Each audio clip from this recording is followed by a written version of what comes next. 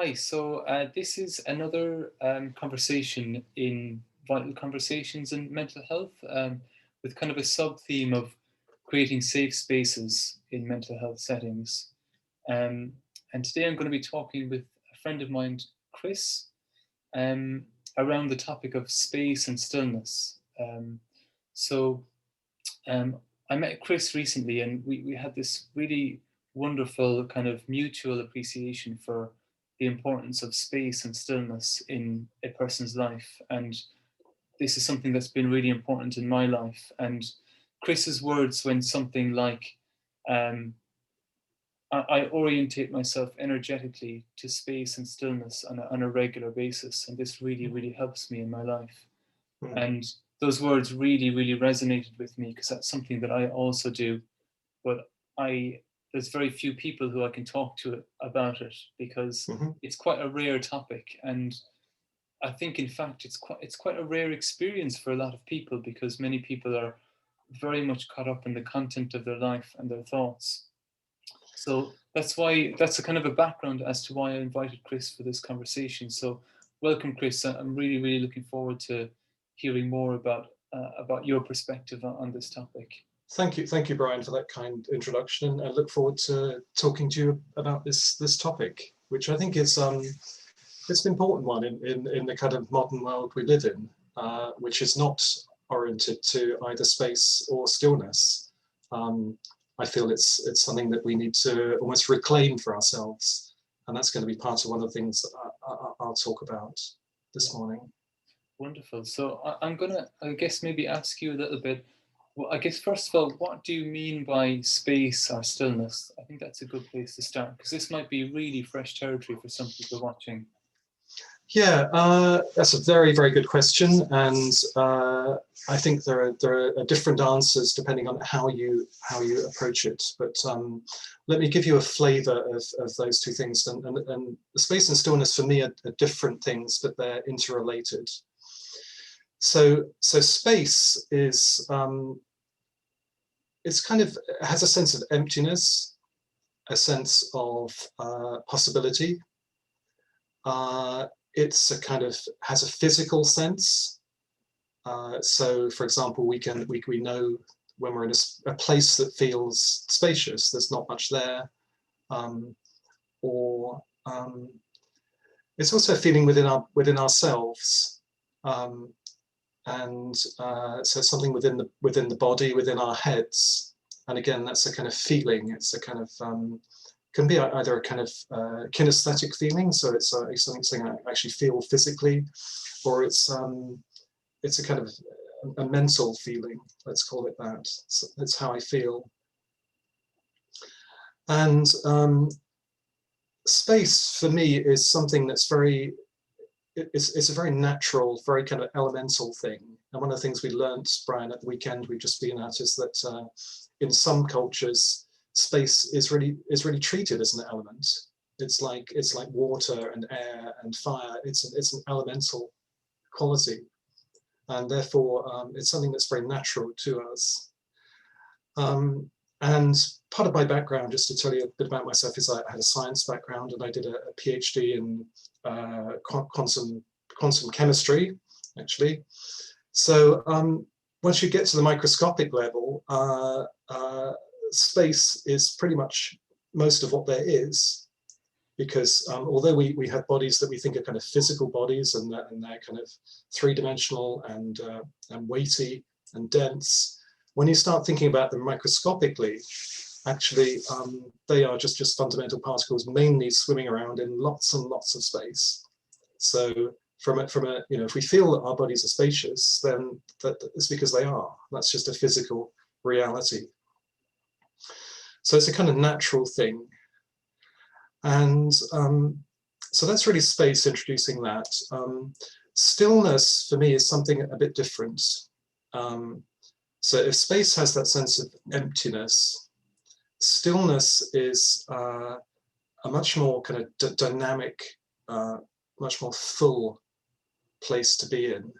It's that place of absolute possibility. And a way to describe that, and this could be one of the exercises we play with later is I don't know if you have the feeling when you're in a big storm, and I really love big storms, and you have that sense of you're in the storm. It's very dynamic. Lots and lots is happening. It's raining. There's wind, and then at some point it just moves to a point of stillness, complete stillness, and it's easy to think mentally. The storm is gone. I'm outside of the storm, but actually, where you are is right at the center of the storm. You're at that place of complete stillness, but it's absolutely dynamic. It's at the real center of the storm, and that can be the point where lightning strikes very, very close to kind of just remind you of that. And then it moves on. That it starts raining again, and the people that thought the storm was over and have gone out and wandered around get wet because they haven't realized actually that they were in the storm. It hadn't passed. And within some of the therapeutic work I do, which is I do craniosacral therapeutic work and also a bit of shamanic work, we orient to stillness within the body. And stillness is a healing place within the body. Again, it's quite difficult to describe, but often when I'm doing craniosacral work, I'm listening into somebody's body, listening energetically and also with my hands, and find often quite confused patterns within the body at a surface level. But at some point, those patterns start to become more ordered. And within the ordering, there's a place of stillness. And taking, as a therapist, your intention to that place of stillness allows it to really kind of blossom in a sense. And that allows the full reordering, reorientation, healing to happen. So for example, if somebody had historically a nasty break in a bone and the bone is fused in a way that's disordered, the bone doesn't want to be like that. It wants to grow back into its natural shape and form. And this orientation to stillness within that disordered pattern, or the reordering of that pattern, allows that to happen. So that's part of the healing work I do.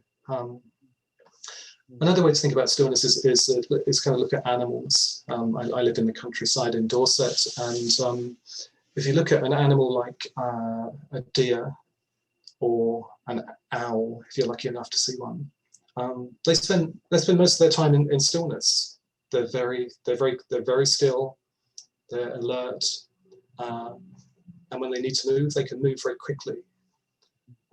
So it's a place of possibility. It's a place of dynamism.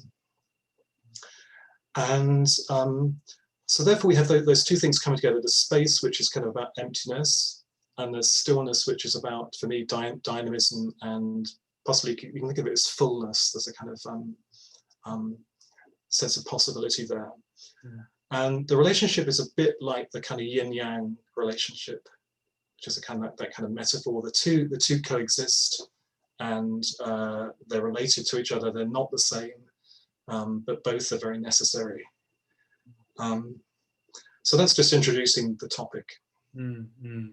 Thanks so much, Chris. That's really, really helpful to have that backdrop understanding. And I guess one question I wonder, when you mentioned spaces as a sense of emptiness, for me, when I feel spacious, there's that sense of kind of emptiness, one could say, but also the sense of expansion at the same time, because it's infinite.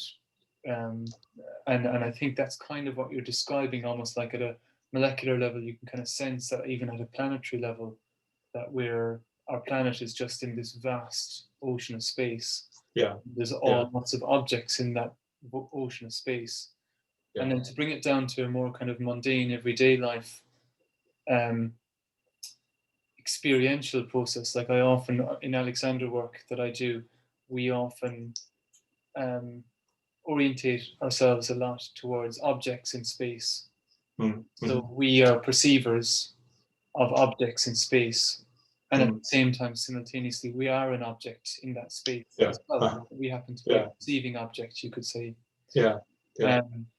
but through that kind of work, through kind of really putting our focus, for want of better words, on an object, but simultaneously on the space that the object occupies, Mm-hmm. and we can get a sense of both the space and the connection within the space, that we're Yeah.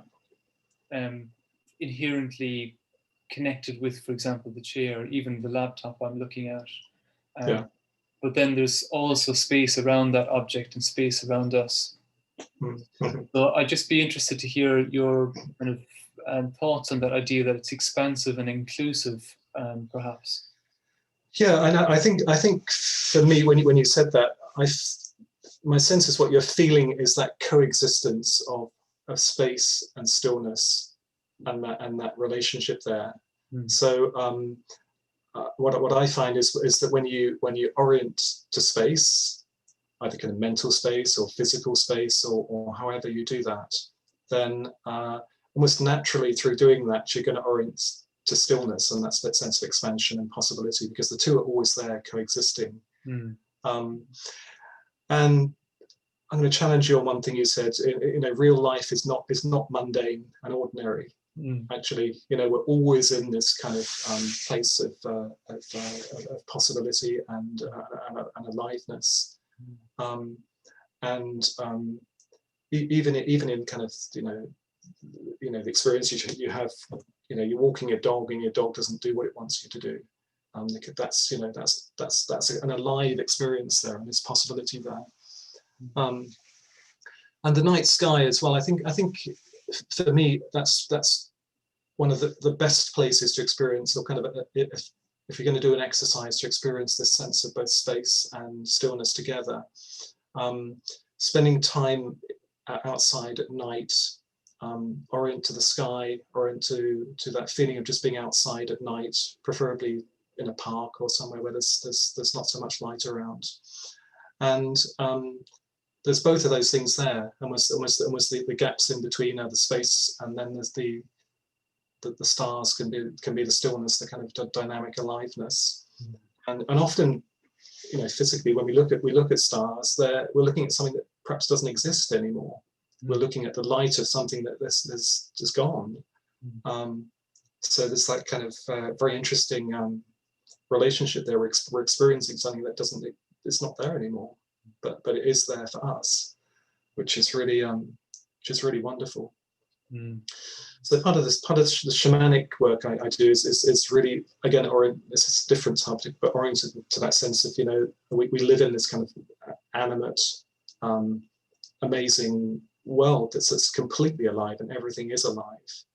And having a sense of that, we have a conservation project here in Dorset, and spend a lot of time just listening to what our land wants, and what our trees want, and what our animals want, and coming into that relationship and feeling that sense of connection and relationship with everything as a kind of animate thing. And we find that when we do that well, and it's not always easy to do well, when we do that well, then everything just blossoms and comes into being beautifully. And when we make mistakes, for example, we cut back the tree too hard, because we didn't have that connection, then we hear about it very, very quickly. I have experiences, for example, of dreams which are really kind of, why did you do that to me, kind of dreams, or other such things, or you do the work and then there's a huge storm comes through and it just says, look, that's not what was needed here. So yeah. So I'm the sense I'm getting from you and from what you're speaking about is, like, to tie this in with mental health, it all sounds really mentally healthy. This sense that in yourself you can feel space and stillness, and you can also be really connected with your surroundings, with other people, with animals, with the land. So I'm going to try and make that connection between the themes mental health, mental ill health, and space and stillness. And I guess just to share a bit personally for me, before I found Alexander work, I was kind of going through a personal crisis of sorts. I had developed what if I'd been to see a doctor, I would have been diagnosed with something called binge eating disorder. So I had enormous guilt and shame around eating copious amounts mm, of food late at night, um, mm, and really, like, I guess, aggressive voices in my head when I was eating, telling me I was too thin and that I needed to eat more, until I felt like almost getting sick, and it would keep me awake at night. And the mm, following day, the voices saying, "You shouldn't have ate so much, you idiot! mm, You're making yourself feel sick mm, again." And mm, then just this cycle, this would repeat itself almost every other day for a number of months. yeah. And in Alexander work, in my sessions, the person I was with just really gently but very obviously encouraged me to a place of stillness in myself, where I was Mm, still in myself but also really alert, like, kind of, as you mentioned, like the deer, really alert to the movements around me, to the sounds around yeah. me. Yeah. And my body felt this whole sense of incredible um, orientation to what is or what was in that moment. Mm, But what, yeah, so the dynamic kind of relationship of that moment, and also this beautiful sense of lightness, this really lovely sense of light clarity mm, mm, that I was able to leave the session and go out into the world and be with, that didn't leave me, and I would go back for kind of temporary top ups, you could say, or just maybe mm, deepening that process of learning how to um, accommodate space and stillness within me. And it really yeah. felt like that. It wasn't like I was forcing anything. It was just like I was accommodating this sense of space and stillness, which was already Yeah. there. I just kind of almost, you could say I'd forgotten about, but actually Yeah. maybe there was just too much stress or distress within me that was Yeah. covering over it. Yeah. So I guess that's kind of how I would relate mental health and stillness from my own personal experience. I can give some more examples about people I've met or people I know of, but I'm really interested to hear how you think the topics kind of merge together. Yeah. So the experience you've just described is, yeah, very, very much resonated, very, very powerful, and that sense of coming home almost is what how I'd summarize it. Coming home to this sense of yeah, I'm a spacious, still being, living in a alive, dynamic universe of possibility. And actually, the reality, let's be for me, is that is absolutely true. That is the world we live in. That's absolutely the world we live in. And how to link that with mental health. So to prepare for this talk, I took my dogs for a walk this morning and just posed that question. Why am I talking to a GP who's interested in mental health this morning? Why has he asked that?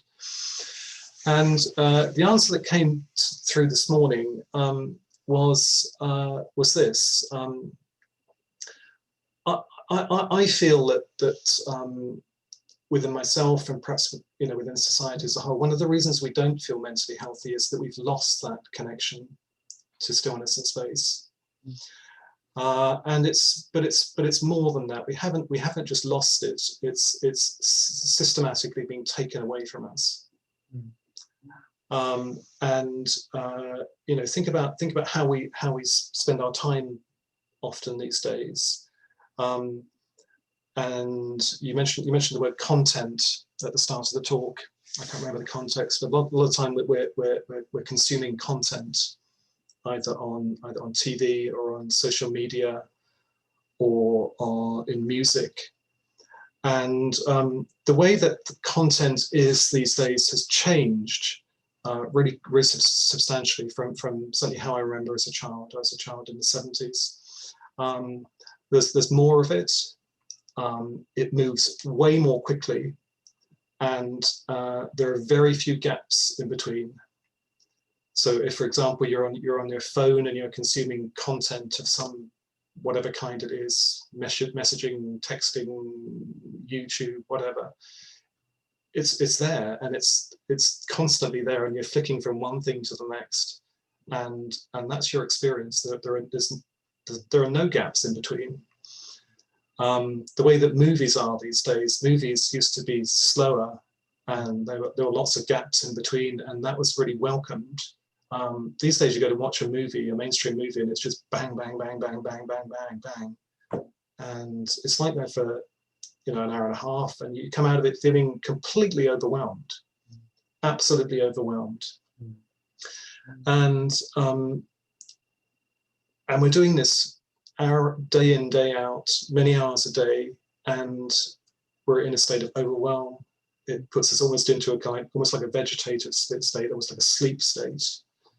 And one particular environment that I think was almost at the part of the origin of this is the kind of supermarket environment. So and I think there's a little exercise here that we can play with. You go into a supermarket, the lights are low, there's loads of stuff, there's lots of mental messages, pricing, offers, buy, and there's not much natural daylight, there's probably none at all. And the feeling that we go into is that state of almost being asleep, almost like sleepwalking. So you then are in that state, mental state, and you kind of trundle around, picking up stuff, probably getting stuff you don't want because you're not thinking clearly, because you're in that almost asleep state. And you get to the checkout, and the checkout is pretty much the only place where you'll see daylight in a supermarket. There's a sense of, you know, I can get out of here, which they want, because they want you then to just give them the money and get out. That's the dynamic that's been engineered. So there is a kind of environment which is set up to put you into a mental place that I would say is unhealthy. It's deliberately engineered to be like that. And within lockdown, you know, we've had messages around supermarkets as being safe places. Remember the early stages of lockdown, they were almost the only kind of places that were open. This is a safe place to go. So the safe place you go into, and then you experience that sense of almost being asleep, because you're in an entirely conditioned response to what is an engineered environment. So if we're having those kind of experiences constantly because of the world we live in, and I could talk about other places like cars. You go into a car these days, you're not orienting to the outside world and what's going on. You're orienting to all this, you know, it's like being inside a big mobile phone, isn't it? And you have that attraction to the screen and, you know, buttons, and that again puts you into that space of just being disconnected, really, or overwhelm, or semi-asleep, really.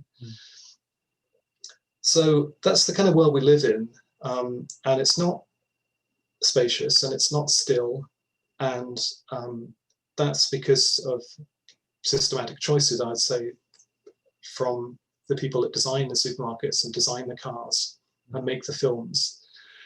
And how then do you respond to that in a way that is more mentally healthy? Well, I think there are a number of responses. One is just to have the awareness that that's where we are. And if you have that awareness, then you can choose not to be in those kind of spaces. So for example, social media, everybody does it. Well, you don't have to do it. Nobody, you don't have to do it. There are a lot of people that don't. And you won't meet them on Facebook because they're not there. You know? And you know, when you get into your car, orient to the outside world. Open the windows, turn off the screen. Don't listen to the voice that's telling you where to go. You know, the sat nav, that you're just going to follow the orders. You know, get back to how it used to be, where people knew how to find places on their own, just through looking at where they were. Or one of the little exercises that I sometimes do is go into a supermarket and sort of just quietly prepare before doing that, ground myself, center myself, enter the environment, and stay very, very alert to the things I want to buy, and float through the rest as if it's almost the conditioning is not there. So I'm not responding to the overwhelm. I'm kind of alert. I'm here.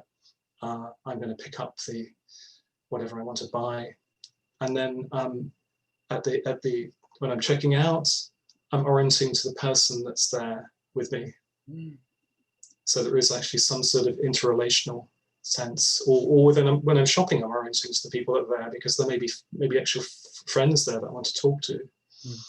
And then that becomes a very different experience. It's almost like the experience you'd have if you go to a kind of more traditional marketplace, which is more open and more spacious. So that's a way to kind of practically change the mental environment you're in. If it's about movies, I love movies. You don't have to watch the kind of bang bang bang kind of movies. I'm involved with a film society in the town that I live in, and none of the films we show are like that. They're all slower, they're more spacious, and they take people to a different place. And people come to see those films because they want to be in that kind of place for a few hours each week. Music, it doesn't have to be Spotify and flicking through endless tunes. You can go back to old ways of listening to music, which could be vinyl records, where there are gaps in between because you have to get up every 20 minutes and turn the record over and interact with the thing that you're kind of listening to. So yeah, that's kind of how for me there's the relationship with mental health. We are systematically being placed or placing ourselves in environments which are mentally unhealthy because they are disconnecting us from space and from stillness, and but we have power within that not to do that. I really like a number of things you said, Chris. So I think just at the very beginning, you mentioned that the world we live in is like can create a sense of overwhelm very easily. And when I was a medical student, my final 2 years, I had a lot of experiences of space and stillness, very mind-blowing experiences, very beautiful experiences. But I had a sense of I could kind of I don't like to use the word control per se, but I could make choices around how much I was going to study, how much I was going to be in hospital. I could spend 2 to 3 hours in nature a day if I wished. I could go to sleep and sleep 6 to 8 hours a night. And then during my first year working, I worked 60 to 100 hours a week, every week, in these really insane hospital environments. And I'm not saying everyone in hospital is insane, but the environment itself is really chaotic. And there's a lot of really dysfunctional hierarchical relationships where people at the top think that they can think and do bully the people at the bottom. And there's these kind of power battles. And then you've got very understandably distressed patients who are looking for things from you and other doctors. So that was kind of the context in which my mental health deteriorated. Because and I felt I every now and again I would have a few moments or a few days of returning to stillness or space. But my experience and my bodily experience was really one of overwhelm. And that's why I think I turned to food, just to give me a little bit of pleasure and a bit of grounding, even though it was a dysfunctional kind of choice in a sense. But that's just another example, a simple everyday example, like the hospital environment. Like thousands and thousands of people work in hospital environments, and most of them are not oriented towards stillness or space at all. Very little natural sunlight, very little kind of artistic space. You're lucky if you have the occasional exhibition or a really nice art piece in a hospital. But also I really like the simple everyday examples of the supermarket, the car, because I think we can all relate to that. We can see how supermarkets have become more complex, cars have become more complex, and it's less of a straightforward experience where you're just going in and choosing your basic items of food, which maybe 40 years ago were mostly unprocessed. Now you're getting all these ultra processed foods which aren't good for our mental health either. but many of us believe we've no other choice but to buy these things, because Yeah. they're what everyone buys, and they're quick and they're easy, and we have less time in our hands. Mm. But I also really liked what you said about we can make choices, and like I guess one of the maybe unusual choices that you and I are perhaps suggesting people make is that subtle choice of orientating ourselves internally to stillness and space. So Mm. when we go into a supermarket, yes, there is a potential of being stimulated, but also there's the potential of, for example, acknowledging all the space of this gigantic um, building that we're in. Yeah. And we can also orientate ourselves, like we can look at an orange and see its color, see its shape. We can kind of listen to our own response to that. We can have these little moments of clarity, even in those very kind of stimulating environments. And I guess for me, through Alexander work, I was able to return to hospital, and it was still distressing, but like probably 10% compared to what it was before, because in my awareness, in my consciousness, in myself, I knew that I had this capacity to feel stillness on a much more kind of regular basis, even in the context of things being stimulating. Mm. Um, so it's, and I think that's really the kind of message we're both kind of really enthusiastic about, that Yeah. Yeah. that there is this possibility that more and more of us can have more and more moments of stillness and space and enjoy the kind of mental health that naturally um, evolves from touching into those experiences. Yeah. Yeah. Yeah. Yeah. Wow. So, huge admiration for you to having found a sense of space and stillness in a hospital environment. As soon as you mentioned the word hospital, I could feel I felt ill actually, because my response to hospitals is exactly what you said. You go in and it's wow. There's a feeling for me, and it's the opposite to wellness. Mm.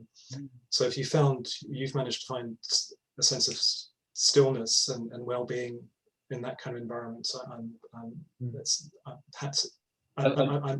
in awe of you. I must say, it's not obviously much easier not in those environments to have those Yeah, experiences. But I yeah, guess for me, what I learned, for want of better words, in Alexander work was like there's a lot of environments that I guess where people are operating from conditioned behaviors, and yeah, what they do is they seem to trigger our conditioned behaviors, which yeah, covers over our stillness.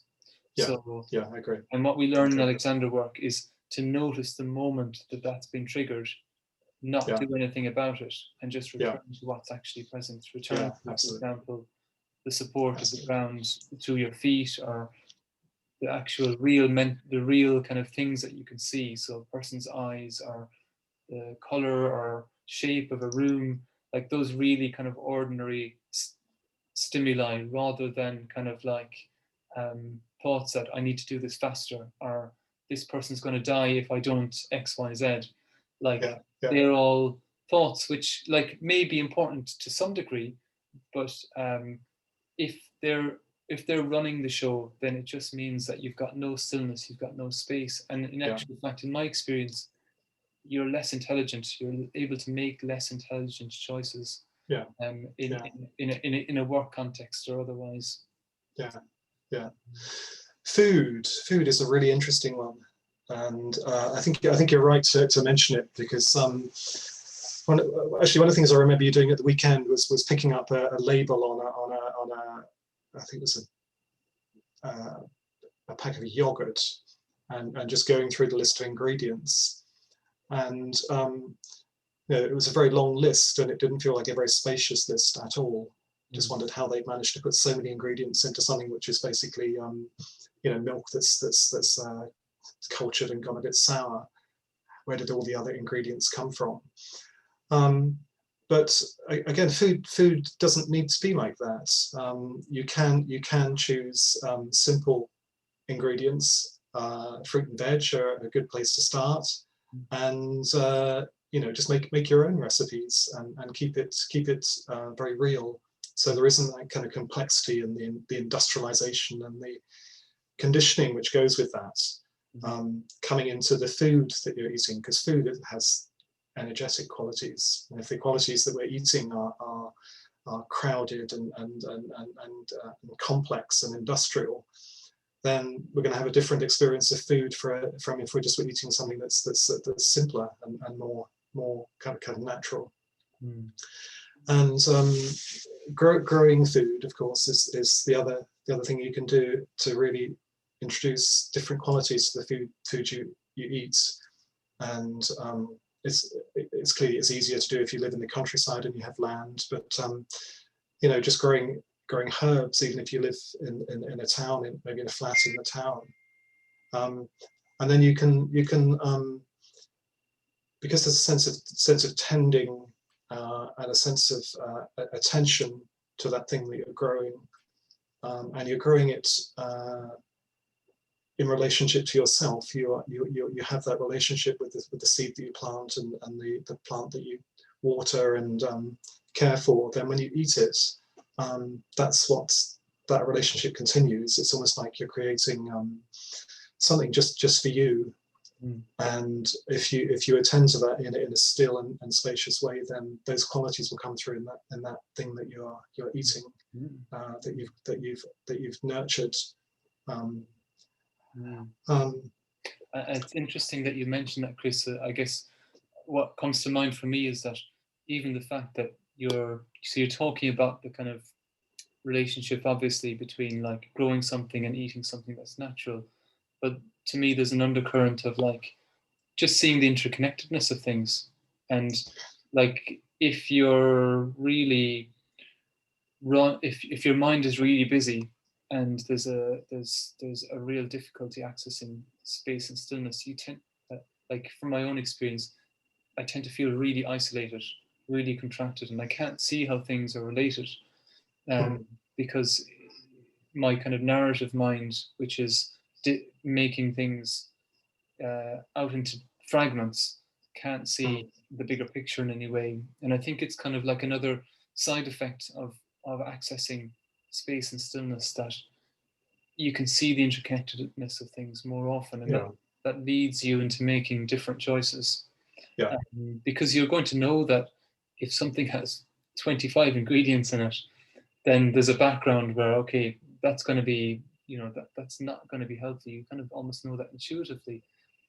Whilst if you're preparing something at home with ingredients that you enjoy, ideally that you've grown yourself or you know have come from a local source, then that's going to nurture something different in you on different levels. So both on like the very experience of preparing them, but also, I guess, the age-old phrase of "we are what we eat." You know, we're going to be cells are going to be a little slightly perhaps different on a very subtle, in a very subtle way. Yeah. Well, I wanted to talk about a little exercise that I've sort of alluded to, but I wanted to just develop it to bring out that sense of the stillness place, the kind of alive, dynamic place. And one exercise I do, and I don't do it that often because it's really powerful, and I'm almost slightly nervous to talk about it, but let me just talk about it with that kind of introduction. This is something to be done with reverence and care.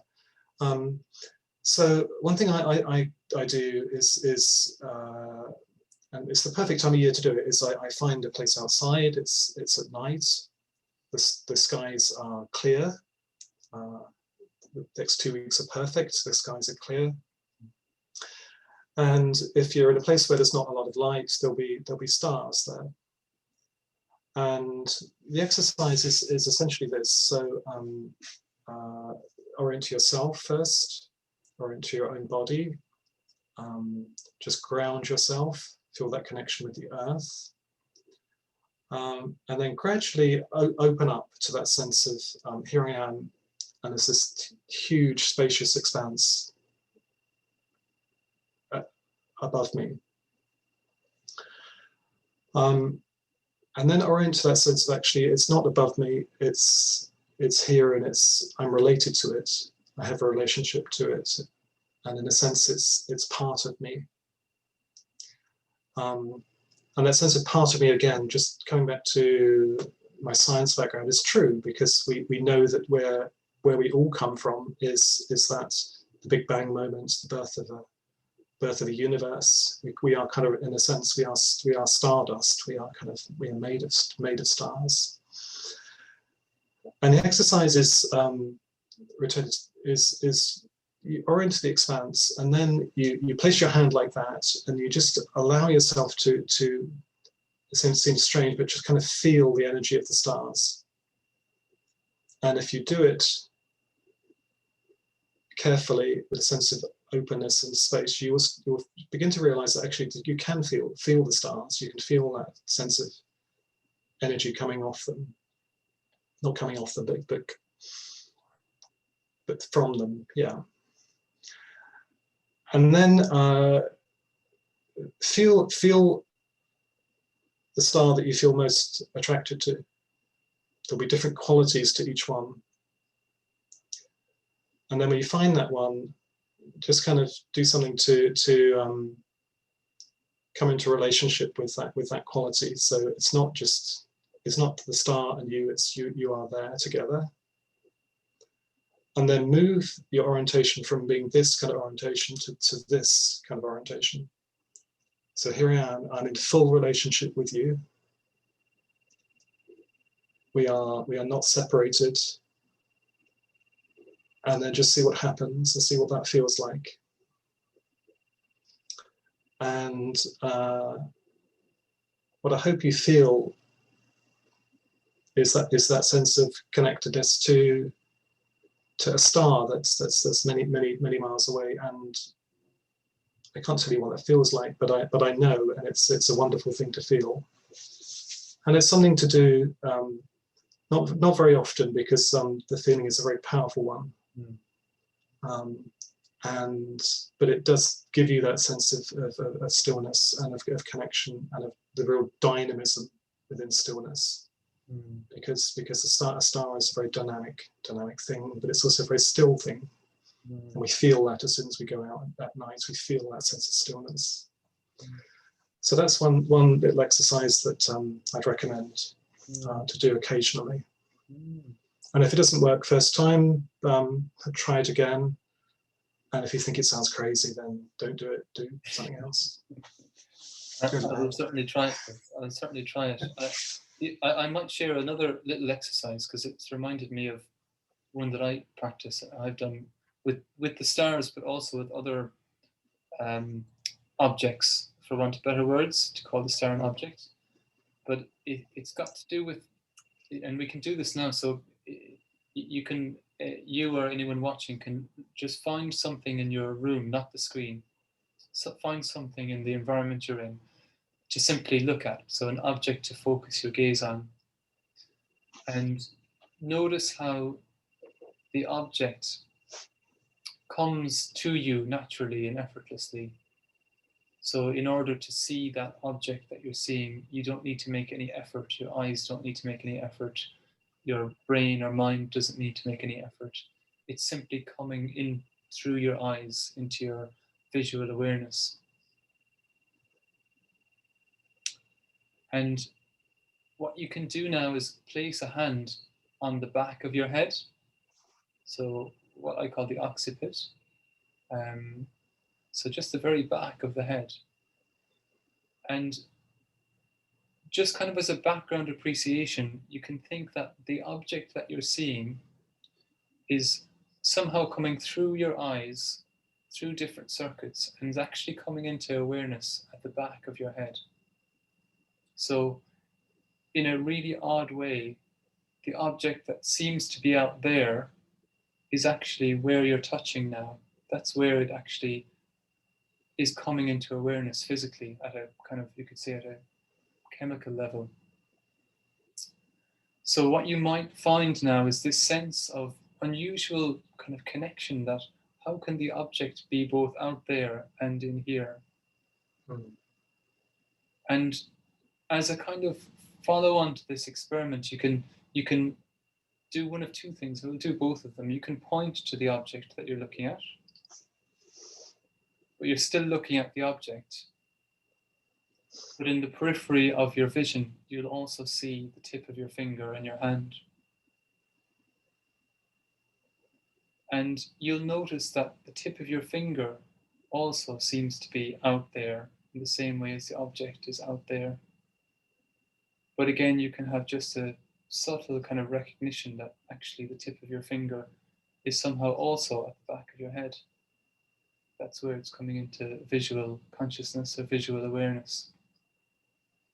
And the same applies for the tip of your nose, which if you kind of unfocus for a moment, you'll be able to see the kind of side of your nose. So you can drop your hand now and keep your hand at the back of your head for a moment more before gently allowing that to go as well. So you might just get, it's a really lovely subtle shift that can happen where you realize that actually there is like literally no separation between what we perceive as ourselves and anything that we see. And a lot of the time, in my experience, and even though I try to do these practices, it still happens. We glaze over what we see as if it's almost not there. How we see what we expect to see rather than what's actually present. But in my experience, visually engaging really in a meaningful way can be a wonderful way to experience that sense of space and stillness. Yeah. And a kind of the conceptual mind can't really get it, if that makes sense. So it doesn't really, it can't really understand that object, and even including your finger, is both out there and in here at the same time. But at an experiential level, there can be a lovely kind of merging, a sense of not being separate from the natural world or from the world. And similarly, it's a lovely exercise to do with the star, because you can get this sense that the star is like millions of miles away or however miles away, but actually it's just here, you know, in this bizarre way, it's just here. This is where it actually is being experienced. So you get this lovely merging of the inner and the outer, the apparent inner and the apparent outer. So people can play around with these exercises and discover things for themselves, because that's what tends to happen. You discover new feelings and you have new insights when you engage with these kind of things that our minds or our awareness don't normally go to.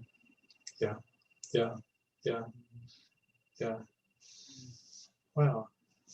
So I did the exercise as you were talking, and I had a felt experience of the object, which for me was there it is. It's a walnut. That's what what the object was. That's what's sitting on my desk.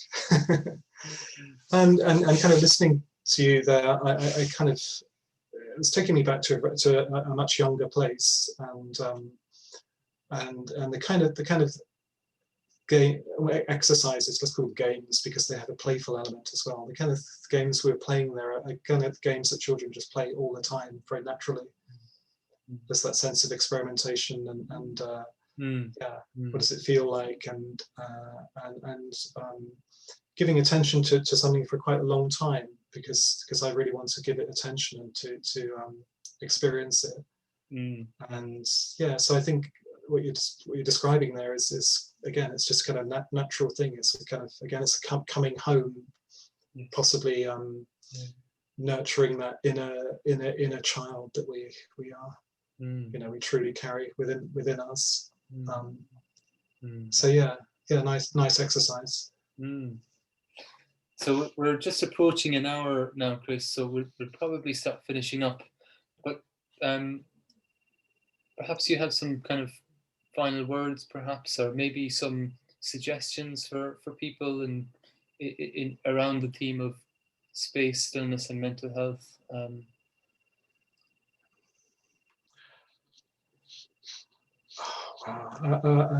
It's funny, as we've been talking, I've gone into that kind of still, spacious place where which feels lovely. I think where I would end is kind of what we said already, which is that this sense of space and stillness is a natural space. It's an elemental space. it's something that's here all the time, even when we're in a kind of chaotic mental kind of place, as we are much of the time in modern society. It's that sense of stillness and space is there as well. It's always there, and it's there for us to return to when we choose to return to it. And returning to it feels good and healthy and alive. And also to have that sense of in society we are being put in places that are not healthy, they're not spacious, they're not still, and within that we have choices to either not to engage in that way, or to find a different way to engage, which is more spacious and more still and more healthy. And so within that we have power. We don't have to be within the world that's being created for us by humanity. Gosh, as I say that, I wonder why we're creating a world which is so chaotic and so complex and so separate. But that's another topic for another day, I think. Yeah, perhaps so. Yeah, exactly. Yeah, that's really wonderful, Chris. And similarly, I guess the only thing that comes to mind to add to that would maybe be, in terms of things like movies or social media, we can disengage, or we can find new ways of engaging, or we can simply engage less frequently. Yeah. So, yeah. Because it's not easy to just completely shut things off. That can connect us in different ways. Social media can connect us in different ways to different things we're passionate about, for example.